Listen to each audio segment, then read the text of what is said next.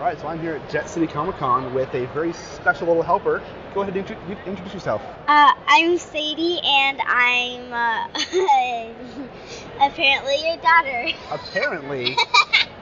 I think you've been my daughter for almost 10 years. What do you mean, apparently? So how's the show going for you? Actually not bad. You having fun? Yes. What's been your favorite part so far? Hanging out with you. Aww, you were here yesterday too, huh? Yep. What did you dress up as yesterday? I was dressed up as Zatanna. Cool. Did you get any compliments on your costume? I got compliments and two people took my picture. That's pretty awesome. Did you like your costume? I liked it, but on some parts it really itched. So I was even wearing an undershirt, but it was like itching on top because the undershirt wasn't covering that part. But I had really lots of fun. I had a hat, I had my shirt, I had leggings, I had boots on, and I'm wearing the exact same boots as I wore yesterday. So I have my purse with me too. Are you wanting to do more cosplays? Yes, I'm going. So you want to be a cosplayer when you grow up? Well, I don't know. It depends. Maybe on the side? Well, you dress up for every show we go to. I didn't dress up today. You dressed up as Sadie Mae. You little stinker. I'm my little stinker. I said Sadie Mae. You don't want everybody out there to know that I call you Sadie Mae? No. I've literally called you Sadie Mae since the day you were born. I know. First saw you and said, "Oh, there's my Sadie Mae."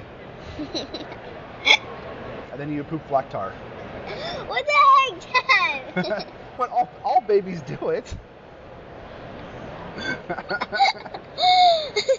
So what have you bought at the show?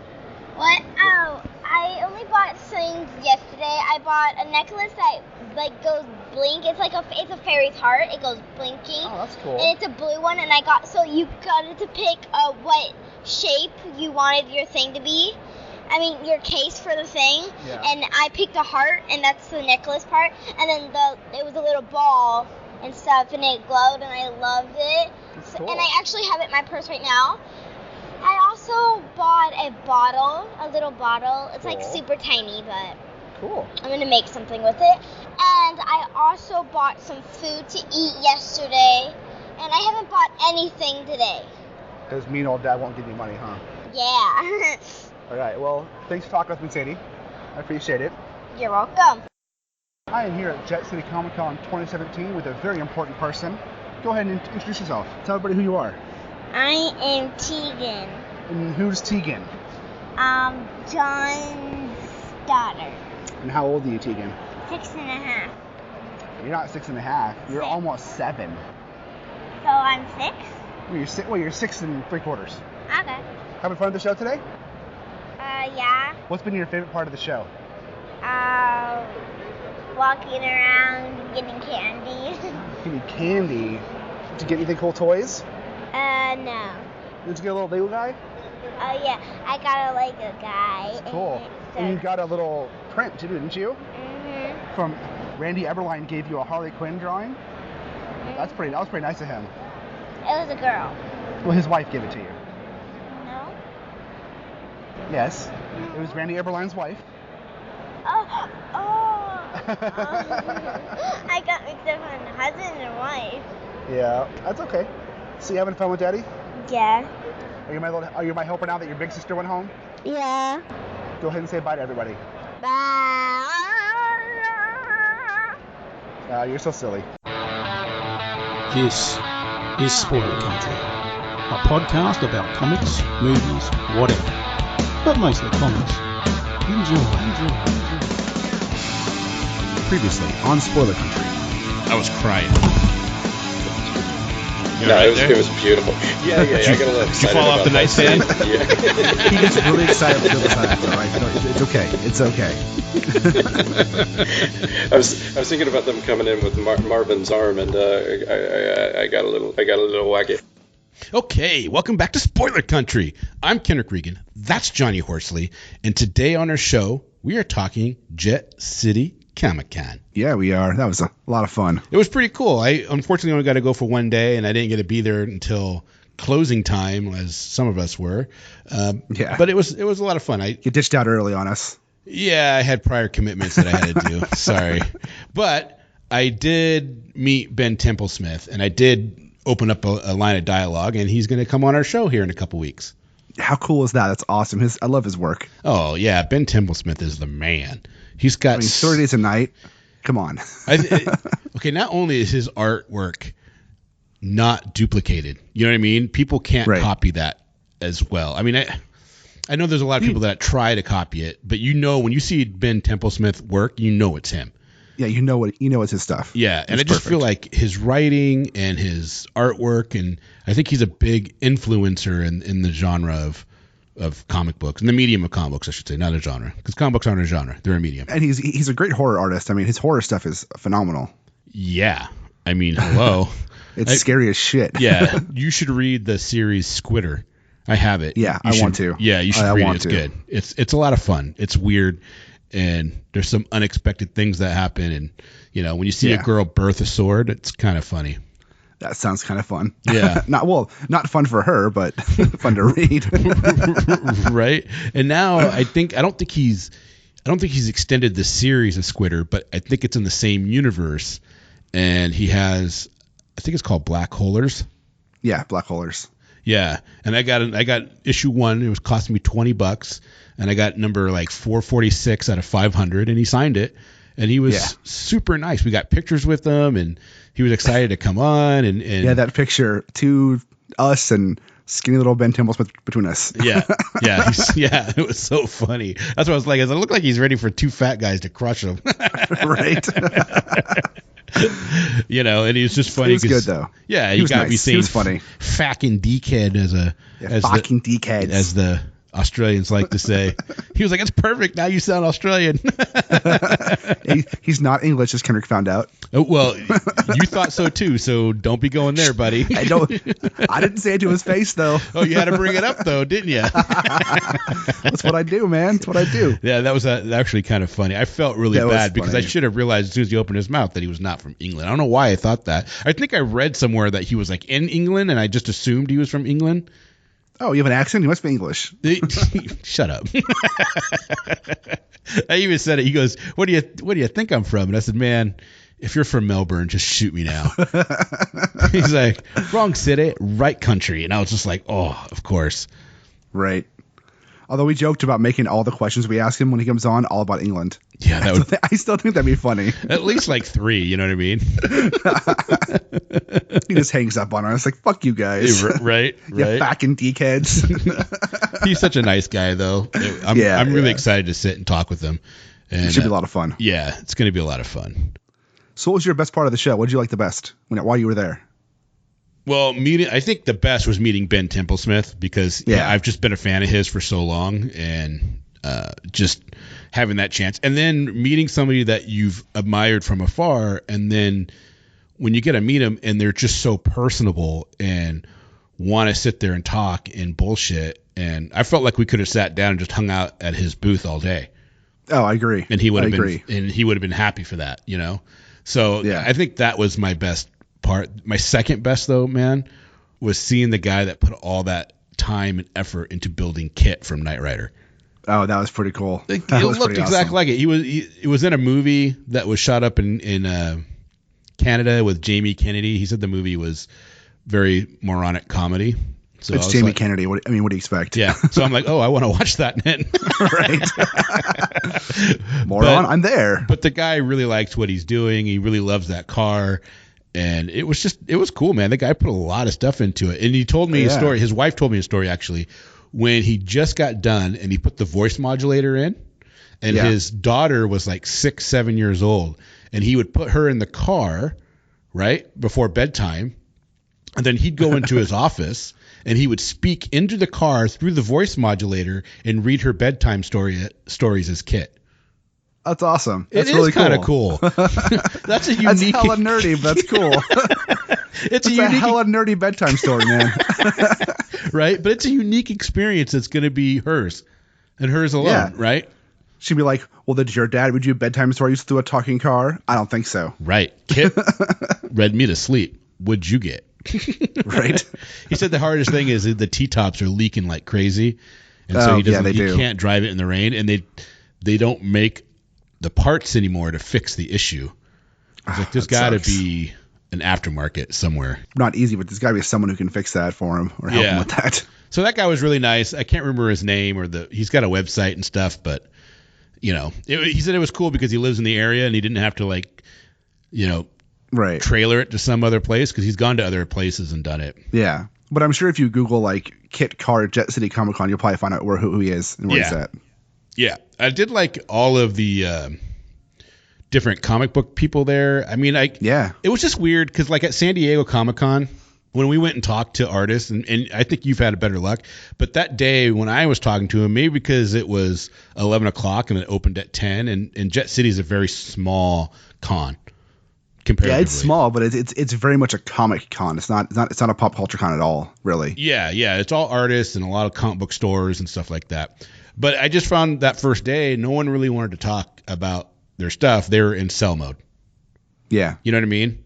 I'd mention, hey, this is what we do, this is what we have. But I think next year we'll get a booth specifically for Spoiler Country. Yeah, and then we'll just do shit at our booth. Yeah, we'll have some of your stuff on the side, I think, or we'll just split it in half. Half of it Spoiler Country, half of it the art of John Horsley. Or maybe we do two booths and see if we can get side by side. We can. The guy who sets up the tables and stuff, you just ask him, you say, hey, I wanted these two next to each other, and they'll work it out for you. Like this year, for my table, I said, hey, can you put me next to like Marcos and Scott and those people? And I was sitting next to Marcos, and Scott was, 3 tables down. So yeah, they're pretty accommodating down up there. Or down there, over there. Yeah, I know that I was talking to Russ, and he did not have a good con. Oh, was Russ there? He himself was not there because he had other engagements that he had to do for the store. Yeah, but he sent some people down there, and they're good. They're good guys that went down there for him, and they just didn't do well. He lost money in the whole thing. He might not go back next year, which would be sad. Yeah, I see. A lot of the people that I know this year, because I was at Jet City last year in the Artist Alley area, and a lot of my buddies who were in the Artist Alley reported the same thing, and people I didn't even know that I just talked to in the Artist Alley were saying that this year was very slow comparatively to last year and other years at both with foot traffic and with just people spending money. People just weren't spending money this year. Yeah. Well, when you went outside, there was no advertisements for it. None. Yeah, no, there wasn't. Nothing. There was nothing telling you that Jet City Comic Con was happening at the convention center. And it also didn't help too that like the whole parking garage and the whole area around the center is under construction right now. Yeah. And there was a 4-day Garth Brooks concert going on the same time frame. Was there really? Dome. Yeah, at the Tacoma Dome. So traffic was hell. So a lot of like the people who would be driving by and see it or whatever just probably said, fuck it, the traffic, it didn't go. I don't know. I'm just making assumptions here based upon what I saw. But yeah. Yeah. I hope that doesn't affect it for next year. No, because I love Jet City. It's one of my favorite shows, even though I did terrible this year. Like this year was horrible as far as making money for Jet City for me. I mean, I got a bunch of contacts from my email list, which is, really important. Yeah. But as far as making money goes, I mean, it was a loss for me. If you could keep your wife focused on doing just your art and, and letting her put everything up and do everything, I bet you'd do a lot better. Yeah, if I just let her do it all. I mean, because she always sets it up better than I do. She always sets the table up better. But you got to keep her focused on doing it because she wants to walk around and look at stuff. It's hard not to. I mean, you always want to. I mean, I want to walk around. You were in a mode though, man. You were like, "This is what I'm doing." Like you need those art supplies. You're like 20 miles an hour to get there, and then 40 miles back to get back to your booth. So, right. Well, and I couldn't to be fair, I couldn't really walk around because right now I'm kind of injured. Yeah.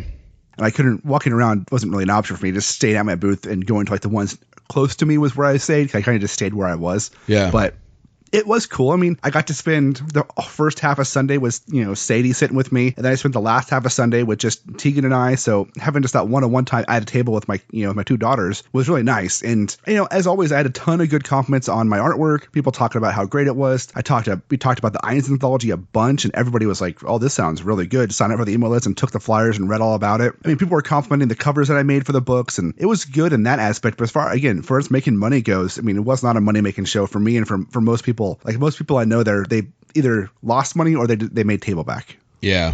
And losing money and just making table back isn't good for next year's health of Jet City Comic Con. No, I mean, personally, me, I will go again next year. I will table there again next year because I enjoy this show a lot. But if I go next year and still come out as a loss, I probably won't do the year after. Yeah. Yeah, it's tough. It's tough. Hopefully. It is. If it's going good Hopefully next the book's year. out by next year. Yeah, that would be good. That'll help. That would help. Yeah, if I have my book done, I'll probably sell the crap out of that because everybody's like, oh, can I buy it now? I'm like, well, no, it's not even drawn yet. Yeah, but if you get people giving you money and then you have, well, one, you have incentive. And two, you have the ability for things to happen, like, maybe hiring another artist to take some of that load off. Yeah, I thought about that, but I kind of want the book to all be drawn by me. I don't know.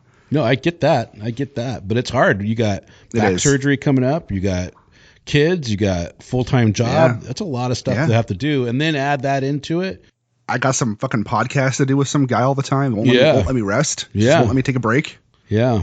Yeah, that's true. Cracks the whip all the time. Like, get your ass online. I'm like, dude, I heard. He's like, fuck you. Get on the podcast. I'm like, all right, fine. That guy's an asshole, man. I don't know why you deal with him. Nah, he's pretty cool. He's got his moments. Sometimes he's all right. Okay. Sometimes I like him. I feel like I'm in a room that I'm in a different setup than I usually have. So yeah, the P's and the T's and the S's might pop a little more than usual.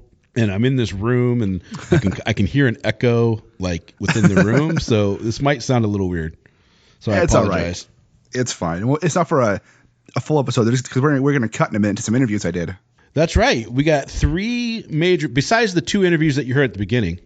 The 2 super important ones in the beginning. They're the only ones that matter, actually. Right. Yeah, pretty much. Sorry to anybody after this. Sorry, guys. But you know how it is. I think anybody normal human being would understand that. Right. But we have 3 distinct interviews for you guys coming from Jet City Comic Con. We have Scott Adams from Sakudo, who is from our hometown. He is. And he sells his book in our hometown at the local comic shops. He's such a nice guy and such a cool guy. I'm glad I got to know him. Cool. And I don't think I've ever met him personally, but it sounds like you had a good time. You'd get along with him. He's a nice guy. He's a really good guy. And then we have Clay Holio on again from Sanguine. Yep, he was there again, and oddly enough, he was sitting behind me this time, not in front of me. He was behind me this time, so I thought, why not just interview him again? Because we interviewed him in Portland, and we'll do it again in Tacoma. Yeah, go for Jet City. And then we have Jenn Alredge with Alex Priest. Yep, she was very, very nice and very fun to talk with. She has a comic about a genderqueer vampire hunter in Portland, and she's actually going to send us a copy of it to read. It looks the art's very Cartoon Network-y, if that makes sense to you. And it looks cool. It looks engaging. I like that kind of stuff when it looks that way. We have another one that we're going to put on the Signal Boost series. I can't remember the title right now. I'm sure you know who I'm thinking of. We got a couple. Actually, a couple people from Jet City are going to be contacting us, hopefully, about getting on the Signal Boost stuff. I was kind of promoting that, saying, hey, this is what we do to help people out, because it's what we like to promote people and talk about stuff. Yeah, we got some cards. I got to reach out some more too. I think you did your interviews on Sunday, right? I did. Yeah, these were all of them were on Sunday. Yeah, see, I felt like I was saying on Saturday, I don't think anybody was really in the mood to do anything but be in sales. You know what I mean? And I didn't have I didn't budget out to go buy a bunch of stuff. I just didn't. I bought stuff from Ben Templesmith because it was Ben Templesmith, and I really, really, really, really wanted something signed from him. Yeah. And then I gave you one of the ones that I got. I know, welcome. Right? I really appreciate that. Thank you. So I didn't, so as soon as I said, I'm just looking, it was pretty much gone after that. I was like, okay. Yeah, it's easier on a Sunday after people have adjusted the sales, so no longer in having to push mode. And it's easier to say, I'll take 5 minutes, step aside and talk with you. It's easier that way. Yeah. I think Jet City needs to change locations. Or just do a lot more advertising, especially on the street. I mean, there's literally nothing on that street. Yeah, it's such a good show. I mean, it's such a nice show as far as the people who run it and how it's ran. Yeah, it just I think this year's fault was there was construction all around the building this year. There was no advertising outside. Yeah, maybe they couldn't do anything because of that. Because usually there's signs. Usually they have signs out if I remember right. Yeah. I mean, I just didn't notice. Maybe there was out. I just didn't see them. Yeah, I didn't see any either. So, well, there you go. All right, well, maybe we should get going with these interviews. So, let's do this. First up is Scott. All right, Scott Adams from Sakudo. All right. I'm sitting here at Jet City with the creator of Sakuto, Scott Adams. How you doing today? Pretty good. How are you? Tired, but I'm my feet hurt, but I'm doing all right. How has the show been for you?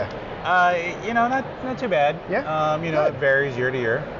It's always good to get people see you though. I mean, that's what I like. I mean, people are picking up the book. Yeah, my favorite part is talking to people. Yes, yeah, especially the younger kids. They get excited over the artwork. Yeah. Oh yeah. So why don't you tell me what your book's about? Okay, so obviously the title is Sakoto, and he's the main character, and he is a ninja who's in the service of a samurai lord, Lord Genji, and his family, his clan, his entire ninja clan was wiped out years ago by the rival samurai lord, Lord Hiki, and so he is kind of just holding back. He's not going after revenge, and Lord Genji finally sends Sakoto to go retrieve an artifact that was stolen that would allow Lord Hiki to become almost an immortal and take over Japan. Oh, jeez. Yeah. Don't want that. No, don't want that, because he's an evil guy. And so it's the story of Sakoto unsuccessfully, unfortunately, stopping him and trying to then correct his errors and his mistakes. Okay. And some unintended consequences happen where not only does Lord Hiki become successful and become near immortal, it also happens to Sakoto as well. Oh, really? So now he really needs to step up his game and stop him. It doesn't sound like your average revenge story. It sounds like it has more depth to it. Yeah, and I use actual events from Japan history as the backdrop. It's like nice. Not driving the story, but it's kind of like the backdrop. Little seeds in the story to help. Yeah, so like if cool. readers go and they look something up, they're like, oh, this actually happened. I love it when Japanese books have history. real stuff in them to help not explain their story, but to help make it a bigger story. Yeah, it just gives it more life. That's awesome. Yeah. How many issues do you have out now? So issue 6 just came out. Awesome.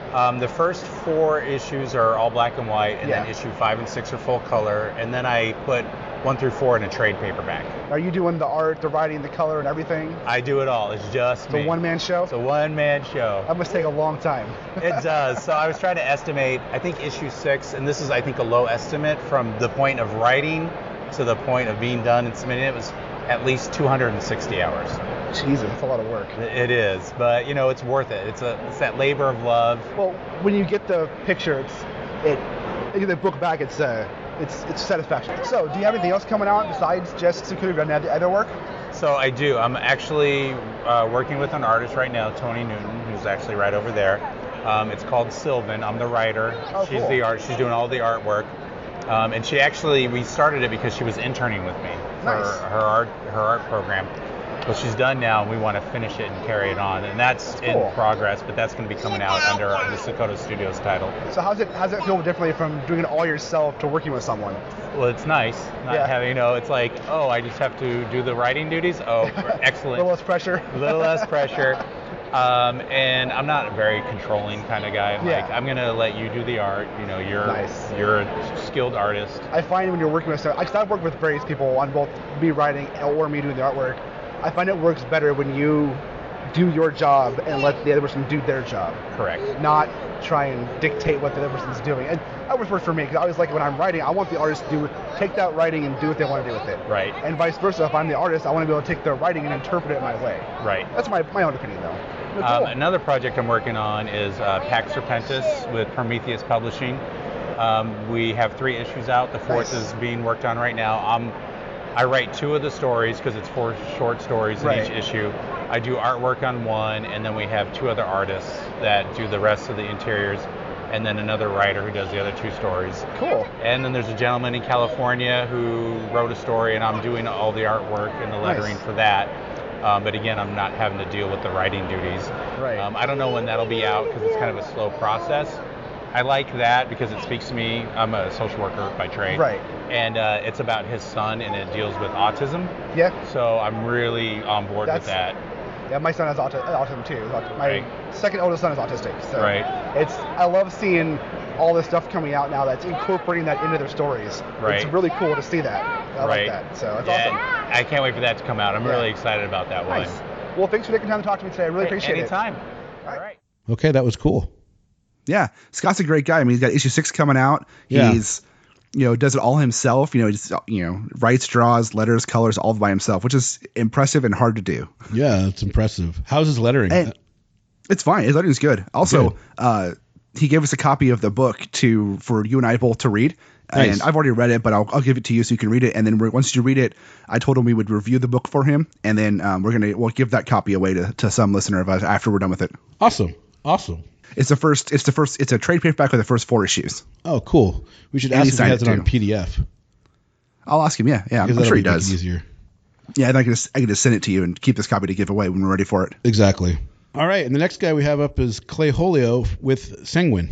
All right, we're here at Jet City Comic Con 2017 with an old favorite from Rose City. Yeah. Clayton Hollifield, back again. That's right. So, what's new? Well, I'm in Tacoma now. You're... for the weekend. I'm not, relocating. You didn't move? Okay. No. That's dedication. If you move for a comic show, that's dedication, man. Yeah, well, you move once or twice, it gets easier. That could be expensive if you move every show. I guess I live here now. Yeah, well, you can get a good deal in a U-Haul, it's fine. Just live in the U-Haul? Well, once the bed's in there, you're halfway home. There you go. Well, they had that bed up top too, right? So the little bunk section. Although I'm getting kind of old in my back, getting up there is maybe not fun. So. Well, yeah, you got to rule out the crashing on a couch. Yeah. Before at some point. I think I'm past my couch sleeping days. I hope I am. Right. Just don't piss off the wife or the girlfriend, right? And you're good. Yeah, I'm not comfortable reverting to that. Yeah, no. It's funny, when my wife and I get in arguments, she's like, his hadn't happened in years, but a long time ago, she's like, you guys sleep on the couch. It's like, fuck no, I paid for the bed with you. We bought it together. I'm sleeping in my damn bed. She's like, fine, but I'm rolling over. I'm like, okay, whatever. I'm staying in the bed. There's enough room. Right, it's a king-size bed. Yeah, exactly. Just put a kid between us. It's fine. So how's the show going for you? Had fun? Yeah, I mean, it's been good to talk to people, and I mean, Jet City's good for sort of, I guess, networking would be a good way to put it. I mean, I love this show. Yeah. I love the show. Yeah, so you get the chance to talk to people more in depth than a show like Rose City, which is very fast paced. It's very fast paced, yeah. So for anybody who didn't listen to the last time you were on, why don't you give a quick synopsis of your book? So my book's called Sanguine. It's about a terrible chef with a huge ego, so he gets fired a lot. And he's also a flavor alchemist, so he can change ingredients through magic, but only out of spite, because that's the kind of dude he is. So he's like Gordon Ramsay with magic. Yes, which is kind of a horrific prospect. That sounds horrifying. Yeah, because when he cursed you, you'd be serious about it. Yeah, that's no thank you. Yeah. But does his food taste good? See, that's what plays into why I started doing the book was, hitting chords. We're good. My theory was that, if you see on a show like Chopped, for example, it's got the cockiest people ever. They're just supremely confident. I'm like, well, mathematically, half of them have to be terrible. Right. Because half of them get kicked off right away. Yeah. So, I mean, half the people are always in the bottom half. There you go. So I was like, well, I mean, I don't know how you get to the point of that kind of confidence, but... Right. What's up? No, baby, you gotta stay here. My 6-year-old decided to stay at the show with me. It's almost done. I know, but we're almost done. Like an hour left. We're good. An hour for a child is eternal. So she's almost 7, but still, yes. Yeah. Yes. If it's not filled with cartoons, it's no good. It's true. So I have to be honest here. I haven't read the book yet. Oh, You gave me copies at Rose City, and I sit on my desk. Not read them yet, but I will. Yeah. Well, the good news is I've been able to write issues 4 and 5 while at the convention. So really nice. So I'm ready to work. When do your panels have come out? I'm trying to get the 4th issue printed in time for the I Like Comic Con in Vancouver, which is in February. Oh, okay. So what's that one called? I Like Comic Con. Oh, it's in Vancouver. Yeah, the Clark County Fairgrounds. Nice. So the guy that's putting it on, it's the dude from the Eugene Con and I Like Comic Con, or I Like Comics is a comic shop in Vancouver. So. Okay, I know that show. I recognize that name. Cool. Yeah. So. I'll try and go to that. Yeah. Because that sounds cool. That's local for you, right? Yeah, actually, that's 10 minutes from my house. It's perfect. There will be no closer shows to me. This is about 30 minutes from my house, so it's about the closest I get. Yeah. Besides Written Comic Con, which I didn't do this year because I had other stuff, but. Yeah, I mean, I heard about that one, but I haven't talked to anyone who's been there yet, so. I've heard people have done well there, but I don't know. I know the guy who runs it. Well, I know him. I mean, I've met him and talked to him. He's super nice. Okay. So right on. But yeah, thanks for talking to me again today. I'm gonna have to one of these 7 days come on to an actual full-on show and just bullshit with Kenric and me. Yeah, that sounds good. Until then, if I see each other, I'll still keep putting you on these little ones like this. Heck yeah. All right, man. So there's Clay, a nice guy, a big guy. Big guy, great guy. And I mean, we didn't really talk about anything new this time. As you heard, we just kind of chit-chatted a little bit and talked about his book again. I had him kind of give the synopsis of his book again because, for new people. But really, we just kind of chit-chatted and shot the shit for 5 minutes and I just recorded it. That's cool. So he's a good guy. And then our last interview is with Jenn Alredge and Alex Priest. Let's check out what she has to say. All right, I'm here with Jenn Alredge. Is it Arledge. Arledge. God, I'm sorry. That's fine. I apologize. I know. So my actual name is just the letter J, not John. So I hear all the time people mispronouncing names, and it annoys me because people are like, J's not a name. That's not a real name. I'm like, yeah. One letter can be a name. Trust me. Why don't you go ahead and tell me about your book real quick? Okay, so Alex Priest is a vampire hunter in a world where vampire hunting is a blue-collar job. And so Alex works for LC&B, LLC, which is Living Corpses That Bite. And nice. Through a corporate merger with Dead, Demon Eradication and Denial. Okay. I love the acronyms already. Thank you. They're great. Thank you. The entire comic is full of that cheesy, campy humor. I'm on board. I'm on board already. I'm sold. So through a corporate merger, Alex gets paired up with their ex-girlfriend, Janelle Garcia, the nation's leading magical analyst. And so because the vampires are evolving and using magic, the two must resolve their differences to avoid an apocalypse. Very cool. Very cool. That's awesome. So you write it. I do write it, and I letter it. Who draws it for you? So my artist is Scott Malin.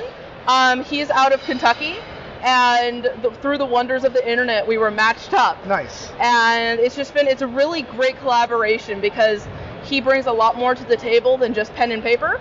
Awesome. And it's been a really great experience for the both of us. Cool. So where can someone pick up your book at? So if you're in the Pacific Northwest, we are at Avalon Comics in Silverdale. Oh, nice.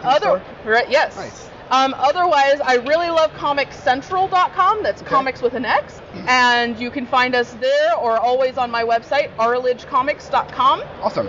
Also, right now, through the month of November, we are on Kickstarter for issue 2, bit.ly/Arledge. Not Arledge, that one's Alex Priest. / Alex Priest. Awesome. I'll put links to those in the description of the show. Excellent. Thank you very much. Thank you. Cool. Well, that sounds interesting. Yeah, it sounds like a fun book. I'm excited to get the copy from her and can take a read of it, get through it. And she also, as she mentioned on the thing, she has a Kickstarter going up there. So if you go to Kickstarter.com and just search for Alex Priest, I'll also throw a link in the description. You can find it there. It's got 21 days as of recording, which is on the 8th of November. So go check it out. It looks fun. It looks like a really fun book. Yeah. Yeah. And one of the other books that we got that we didn't review yet because we haven't had a chance to read it, and I think we're going to have the guys on once we get through it, is Cows Are Aliens. And that's an interesting concept because they actually made a CD. They made a music CD. They're a band. And they wrote I think it's 10 titles or 8 titles. You have the CD there with you. But they wrote 8 or 10 titles. Yeah. And what they're doing is they're creating a correlating comic book for each individual song. Which is a cool concept. It kind of melds two worlds of mediums of music and comics. Yeah, I think it's a great concept. It sounds like a lot of fun. So I can't actually wait to read it. When I was thumbing through, the art looked a lot of fun. It looked like something that should be on Cartoon Network, like you were saying before. Yeah, it does. It very much does. Yeah, which I like that. I mean, it depends on what type of genre I'm reading. It's just it depends on the writing, how the writing is, and everything. Because some things I don't want to be. And I'm saying in air quotes, cartoony. I want it to be more of I don't even know how to say this, more realistic in a way. My opinion is you always want a style that fits the writing style. Yeah. In whatever in the tone the author's trying to get through to you. Because sometimes having a dark writing style with a cartoony tone matches really well, and sometimes it doesn't. Yeah. No, that's true too, because it makes it more. Because sometimes the writing is so dark and so over the top heavy, that it can take you out of it. Yeah. Very much so. But then when you have this light, fresh, kind of more of a fun art to add to it, all of a sudden it just makes everything jive better. It's kind of weird. It's like a sweet and salty kind of thing. Yeah, very much. That's a good way to put it. Yeah, I like it. So, yeah. But these guys, I guess the artist is the guy's son-in-law, and I like it. I think it's fun. I like that kind of stuff. So I'm excited to actually talk to him. Yeah, me too. Okay, guys. Well, that's our show. That's a show, man. We did nice, short, easy, sweet. Don't forget, you can find us on Facebook, on Twitter. We have our own website at spoilercountrypod.com, and we're on Instagram. And you can listen to us I use Podcast Addict, which is an app on Android, and it actually, I think it finds like every podcast out there. I don't know. It goes out and finds them and brings them in. So we're on Podcast Addict. We're on TuneIn. We're on SoundCloud. Where else are we? We're everywhere. I mean, iTunes, Google Play. If you can search for a podcast somewhere, I've pretty much submitted us to every place I can find that takes podcast submissions. Yeah, I think the only thing we're not on is iHeartRadio and Spreaker. Because you have to be on Spreaker to be on iHeartRadio. And I think the thing is you have to be somewhat popular on Spreaker for them to consider you for iHeartRadio. Yeah, and I submitted us to Spotify as well, because Spotify does podcasts too, but I haven't heard back from that. So if you know Spotify, if you know those people, then tell them to have us on there, because we're cool. That's right. Tell them to hurry up. Yeah, get us on there. Prove us. All right, guys, we are out of here. Peace.